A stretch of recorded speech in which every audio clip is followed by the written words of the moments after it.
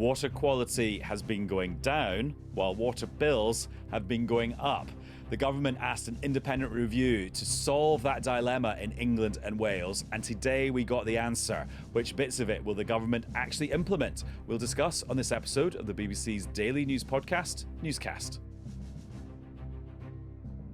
Hello, it's Adam in the Newscast studio. And it is Chris at Westminster. And shortly I'll be joined by Lyse Doucet because there's been lots of developments in the Israel-Gaza situation, including a very strongly worded statement from lots of foreign ministers, including David Lammy, the British Foreign Secretary. But we're first of all going to speak to Simon Jack, business editor. Hello, Simon. Hello, Adam. Hello, Chris. Hi. So we've been talking about the situation with the water industry and particularly sewage and pollution in our watercourses for a couple of years now. But it feels like the conversation took a big leap forward because we got this report by the independent review into the whole water industry. I mean, Simon, it's hard to sum up because it's hundreds and hundreds of pages long. But where would you like to start the story? Well, even Sir Jon sort of admits that this is Jon Cunliffe, who did the review. Sir Jon Cunliffe, who did the review, former Deputy Governor of the Bank of England, says, look, there are so many problems with the water industry that this is a complex and wide-ranging report and it's hard to boil it down. But one of his most eye-catching suggestions, and it sounds a bit boring but is quite important, is that he thinks that the regulation of this sector has been poor, weak, ineffectual over the last 15, 20 years. And that actually, the regulator touches all the different bits of the things that have gone wrong, from sewage and pollution to salaries and bonuses to high bills to, you name it. There's been so many issues. And he says that actually by merging, if you like, the four existing regulators into sort of one body and eliminating Ofwat in the process, you'll get more joined up regulation. You'll be able to prioritise things better because at the moment all the regulators kind of have different priorities and they pull it sometimes in cross purposes. So that's the beginning of trying to fix it. But, as he says, no one reform, however radical, can actually address all these issues. But I think one of the other points is that a lot of people support the idea of renationalising the water industry. That was one option not on the table. The government specified before it even started that can't be one of your recommendations. I spoke to Steve Reed, the Environment Secretary, today and said, well, listen, lots of people support it. Why are you ruling it out? He said it would cost £100 billion. That's DEFRA numbers. And it would take many years to unpick all the ownership structures that have grown up since privatisation in the early 90s. And during that period of unpicking, things would only get worse because there'd be no investment, and that's what they've got to get in. The biggest problem, though, is this underinvestment, which has happened over many years. The water companies, by the way, are quite pleased to see the back of Ofwat too, but for very different reasons. They say that Ofwat hasn't allowed them to charge enough over the last few years. They say bills have been too low for too long, and now we're playing catch-up because we've got all these new challenges like population growth, and we've got data centres we've got to keep cool, and we've got new housing developments to build, big government priority. So we need to try and future-proof that, which is why we've seen these big increases in bills. And I think consumers will feel, I'm not going to feel any benefit for these new investments over the next few years, but I'm paying the price right now for the sins of the past. Yeah, lots to drill into there. And that was an admirable summary of what Sir Jon Cunliffe, the author of the report, said was like a Russian novel. So that was like a Russian podcast. But longer. Novel podcast you just did there. Chris, I mean, there's lots we could pick up on there, but just what's your take about what's been handed to the government today and which bits of it they're running with? Massive issue, I think, is the summary, I would say, politically. So we've just seen Steve Reed, the Environment Secretary, take questions for ages and ages and ages in the House of Commons for so many MPs on all sides. It's one of those examples. It kind of, I've used this example once or twice before, but it sort of, for me, it overlaps with so many of the questions that are asked about the small boats situation in the Channel. The reason being is that for so many people, it is that classic case study in failure, a classic case study in things not working, things not being as good as they used to be as people perceive it, and a sense of regulatory failure, of private sector failure, of government failure, and hence the review from Sir Jon Cunliffe looking at all kind of aspects of all of this. From the government's perspective, as Simon was mentioning, they decided in advance they didn't want to go over the whole argument around nationalisation, thinking it would be a distraction, it'd be far too expensive, it would take too long, etc., etc. Way back when, seems like a million years ago politically. I know where you're going with this. Keir Starmer had suggested that water should be in public hands on that list of policies that he had when he was running for the Labour leadership. Now, plenty of those things have since been junked. He argues that the world has changed since then. He was also talking to a different electorate then, talking to the Labour Party rather than the wider country. So we shouldn't be surprised that isn't something the government wanted to look at. It wasn't in their manifesto. They say they want to change the way the sector is regulated, etc., rather than reopening all of that. What else would I say politically? Liberal Democrats today, very joyous. They say this is a win for them. They explicitly said in their manifesto that they wanted Ofwat, the end of Ofwat as the regulator. Their position is to have a public interest, to have water companies as public interest companies, so they would still have a profit motive, but they would have the kind of public value baked in legally to how they were constituted. The Conservatives say having the private sector model is a good one. So there is that argument that some will make around whether a utility like water should be privatised, nationalised, or somewhere in between. But certainly amongst the major parties, going the whole hog in terms of nationalisation isn't something that's entertained. Nigel Farage, as you may have seen over the weekend, talking to Laura Kuenssberg, the Reform leader, talking about a substantial increase in the state's involvement in the sector, but still also involving private companies. Chris, another Admiral summary.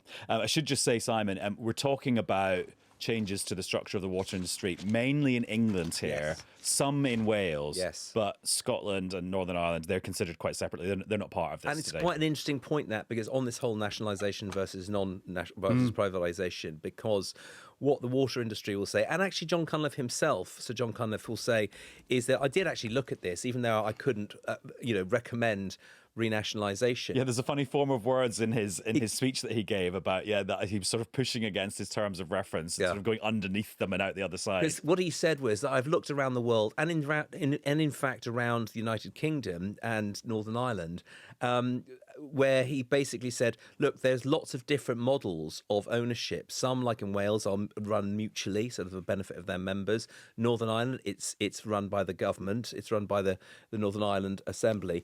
And he said that there is no particular link between ownership structure and performance of the company. So some places in Scotland and Northern Ireland are just as bad as elsewhere. So you don't necessarily get a better result if you have national, public ownership. So he was able to make that point. So even though he wasn't allowed to recommend it, he kind of ticked it off on his list of things. And he also said that actually in the early days of the privatised water industry, there was a big improvement in the performance of the industry. There was fewer leaks, and there was more kind of vision for how it should develop and what should be invested in it. He said it's only in the last sort of decade or so that it's sort of flatlined. Probably since to the financial crisis 2008, 2009, where basically governments and of different stripes actually sort of kind of nudged the regulator to say, we'd like you to keep bills as low as possible if you can. That's the priority. And throughout his report, there are comparisons with another regulator, Ofcom.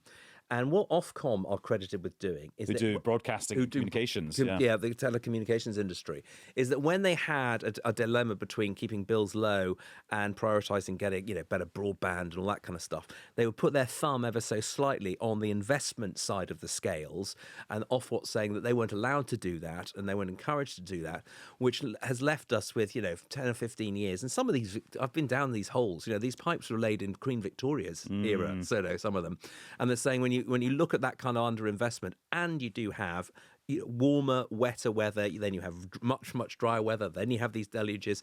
They are trying to cope with stuff that they weren't designed for.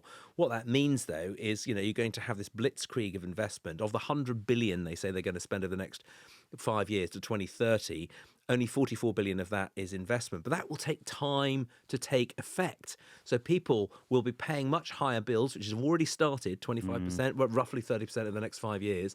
They're going to see their bills go up before they see the fruits of that. And I think that's going to create that this tension will persist. And Chris, in terms of what happens and how much the government is on the hook for this, there's a sort of similarity with the NHS in England and a big difference. So the similarity is we've got a new target from the government today about sewage leaks, which they are associating with themselves, as opposed to saying it's for the industry to solve. They're saying you can blame us for if this is not met, or you can thank us if it is met. And that's the sort of the similarity with the NHS. The difference with the NHS is that Wes Streeting, the health secretary, abolished NHS England, kind of the quango that manages the NHS, and is bringing all that into Whitehall. But actually here, the government's not saying we're going to take on responsibility directly for regulating it. There's going to be a new regulator. It's just going to be, they hope, a better one. Indeed so. And I think with both, if you like, you've got a political strategy which is very sort of Keir Starmer-like, if you like, which is one of trying to evidence over time incremental improvement.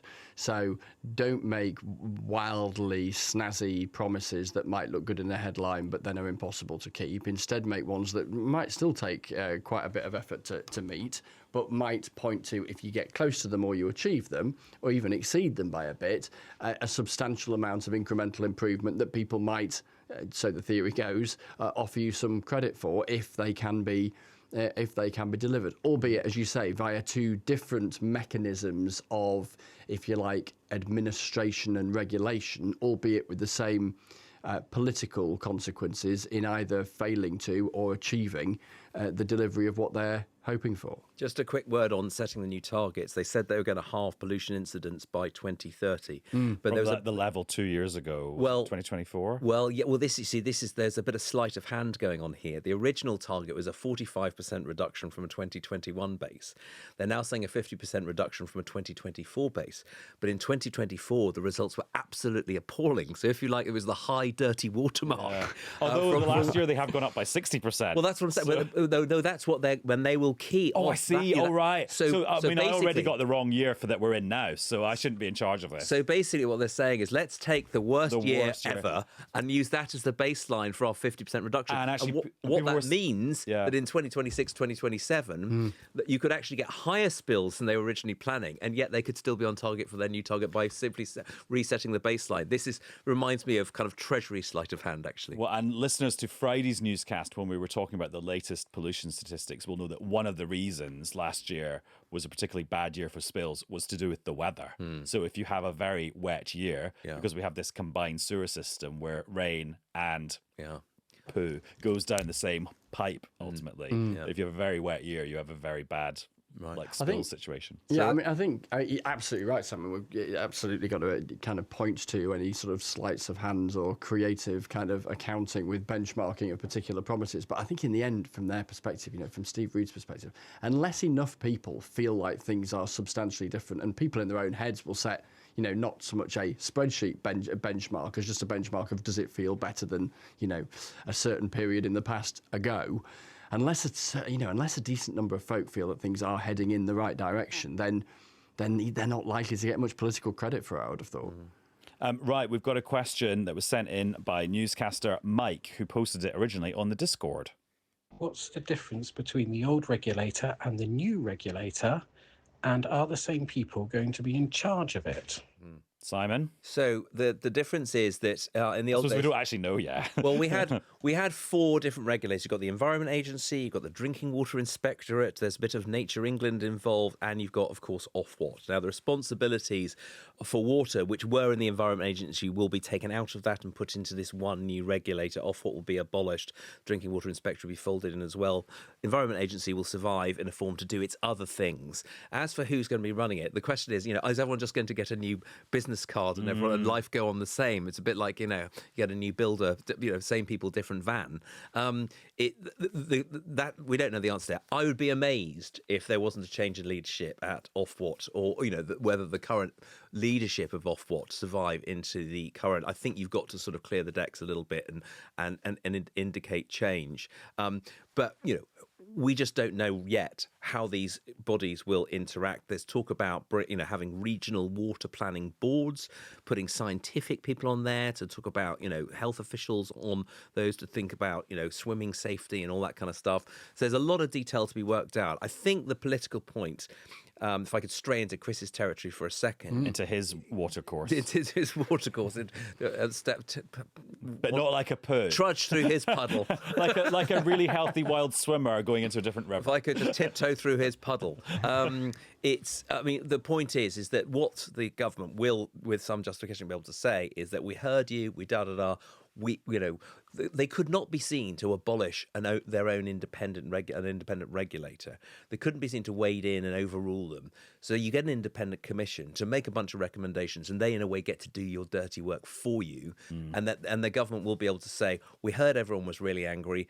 We commissioned a report. We're doing something about it. End of story. Let's move on and see how we get on. And also, I bet that new water regulator, whatever it's called, suggestions to newscast@bbc.co.uk, will have some people maybe from the Financial Conduct Authority, from the financial regulators, because Jon Cunliffe, who, as you said, used to be at the Bank of England, has said, actually, this is such a much more financialised world now. You need people with experience of regulating things that are like banks. Yeah. And the other thing that the water industry was very keen was saying that one of the things that Ofwat did was they would basically create in their minds and their economic spreadsheets the perfect water company, or how a water company should behave, and it was a one-size-fits-all. And if you don't fit that, whatever, then you get fined pretty heavily. They're saying that, actually, the individual needs of different companies are very different, whether it's on geography, are they short of water, are they got a rapidly growing population like in Cambridgeshire, for example. Each one has different needs. And there's a section, really interesting one, in Sir Jon's report, which says that, do we need to have a turnaround regime? Do we get to the point where it doesn't serve the public interest to keep bashing companies when they're trying to improve their performance and turn around? Don't kick them while they're down, fine them more. You're only taking money out of the kitty to fix the things they got fined for in the first place.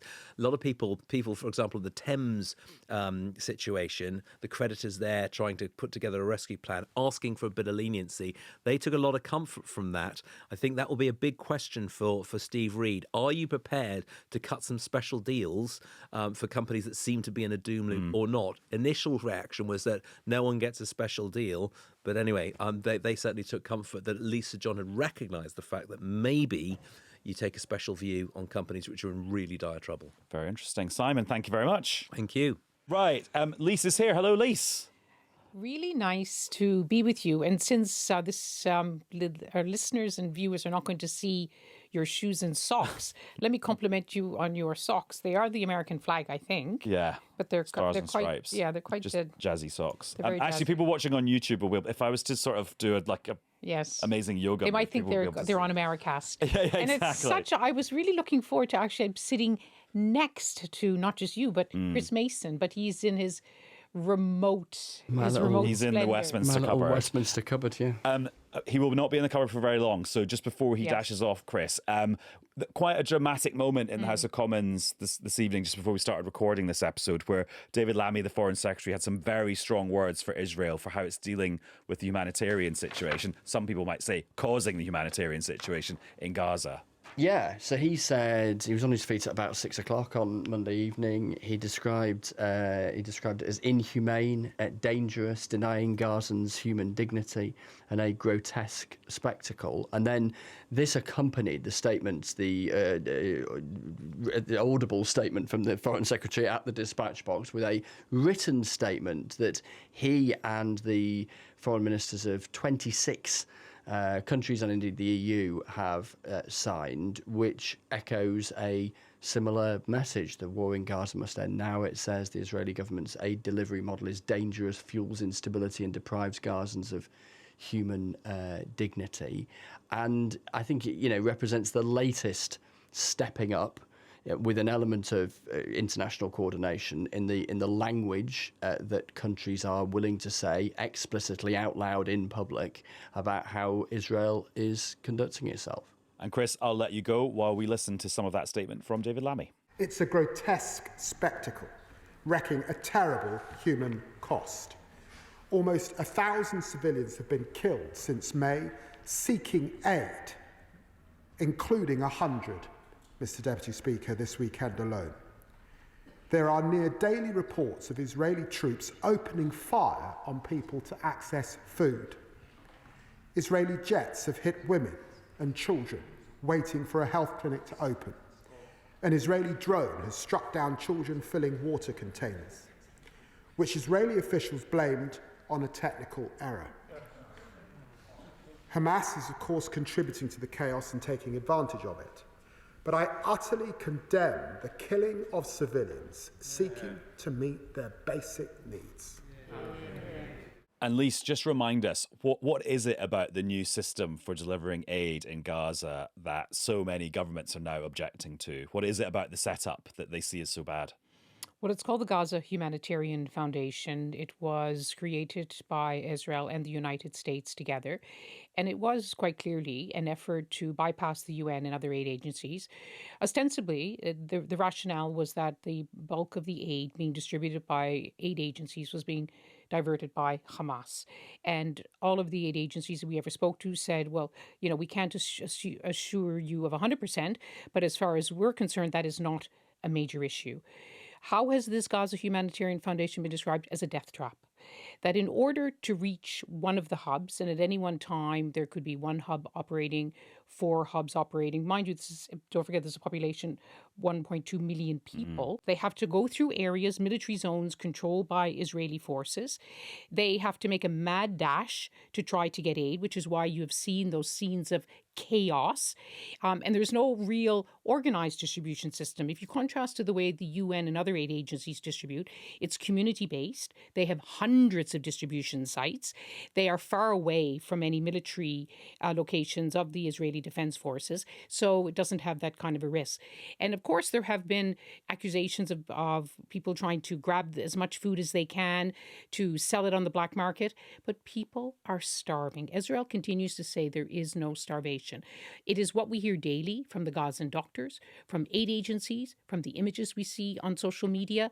Gazans do not have enough food.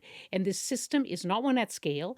It is not set up to be a kind of a system that can meet all of the aids, all of the growing needs of Gazans in a very safe way.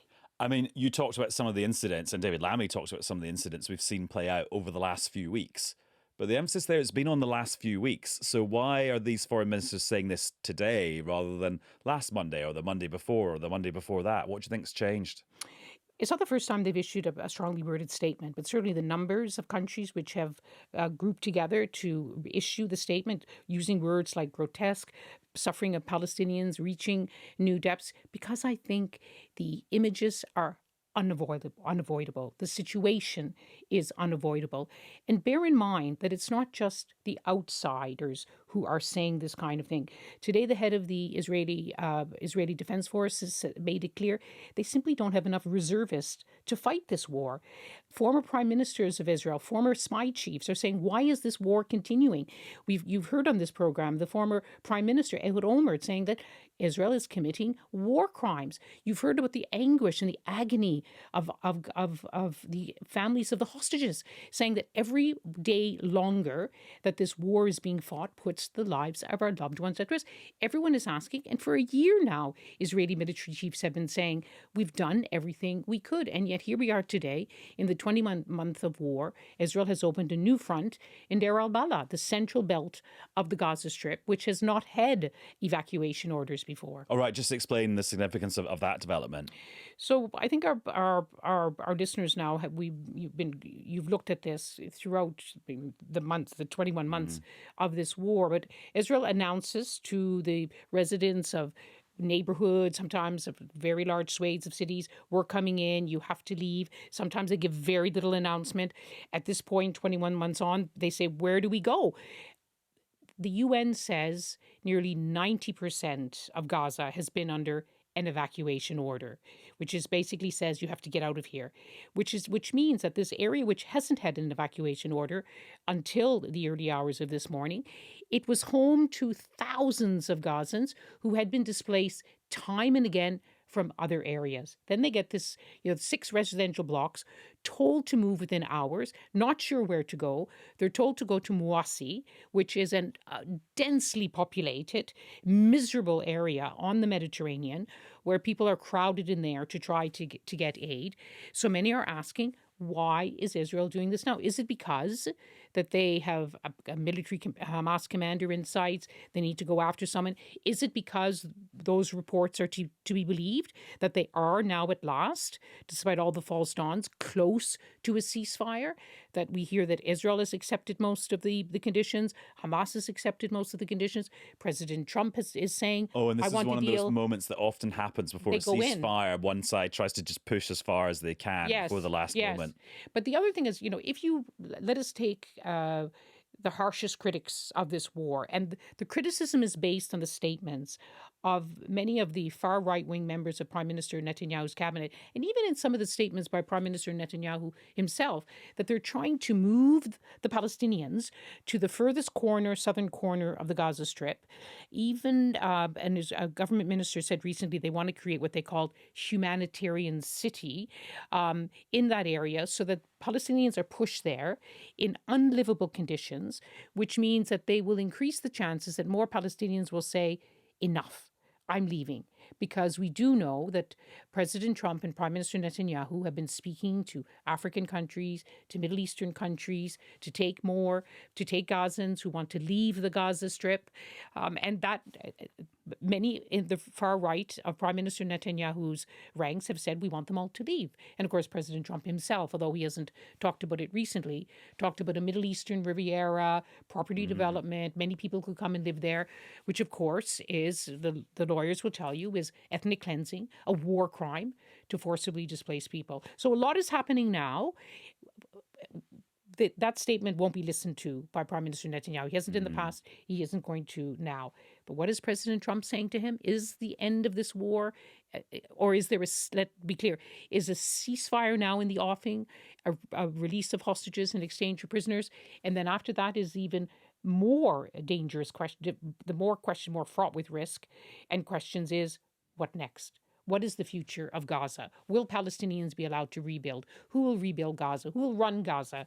All of these big questions. Yeah, but huge. But in terms of the statement from the foreign ministers today, I mean, what sort of reaction has Israel given to that? Because we're in a sort of diplomatic tit for tat now. They are, but they immediately rejected it. And as with all the other statements, says that it plays in Hamas's hands, which I think they would all say to a person that's not the case. Their statement we just heard, they say, yes, sometimes Hamas does take advantage of the chaos. Yes, sometimes it is Hamas which opens fires. Yes, they are to blame for some, but the overwhelming pressure, that is the thrust of the statement, is that Israel is responsible for the deepening suffering of Gazans, that this new aid distribution, this drip approach is the word that they use, the drip feeding Gazans, is simply not working, and there has to be another way forward. Lyse, help me out, and this is maybe a difficult question to answer because it's about something that hasn't happened and is rumoured, but this morning it felt like in the air there was some speculation that maybe the UK was going to go to the next level in terms of recognising a Palestinian state. Like, not just as a concept that maybe could exist one day or that maybe everyone might want to work towards, but an actual country that they could recognise now. What's your take on that? They have always said, and it was mentioned again in the House of Commons today, is that it has to be part of a process. So you have to do it at the right time so that it's not just symbolic, because you had countries like Ireland and Spain and Norway adding to the more than 150 countries which have long ago recognized the Palestinian state. It's simply Western countries which are lagging behind. So we haven't had a very strong sense that it was going to be imminent. There was to have been a conference in New York sponsored by France and Saudi Arabia. That was scuppered by the attacks on Iran, which totally changed, of course, the playing field. Everyone was then focused on what was happening on Iran. There are reports that another conference is also being organized, because Arab states certainly want this war to end as well, and they are, never mind the statements, they're really important allies for President Trump, and they're whispering in his ear, saying, you got to find a way to get more aid into Gaza, end the war, bring the hostages home. I think, I'm not sure when the timing will be, whether or not now. I think it would just be again dismissed by the Israelis as playing into Hamas's hands, rewarding Hamas. Will it just be symbolic? At some point, they will have to join, because I think that's where the general momentum is. But choosing the moment is important, especially for Britain. You've discussed this endlessly on the program. That Keir Starmer's approach to dealing with the United States is to work with them, not against them, believing that they have to be. And we hear from President Trump, it seems to be working, that he regards the United Kingdom, that special relationship, as it's called, standing shoulder to shoulder. And I think he would want to coordinate with the United States. The United States won't, although there was discussion during President Biden's administration that they would also recognize a Palestinian state when the moment was right. Is the moment right now, when there's not a ceasefire, when there's a lot of other issues? When leaders talk to each other, they have talking points, and you have to go for the most important things at any one time. Lyse, thanks for bringing us up to date. Thank you. Always good to be with you, Adam.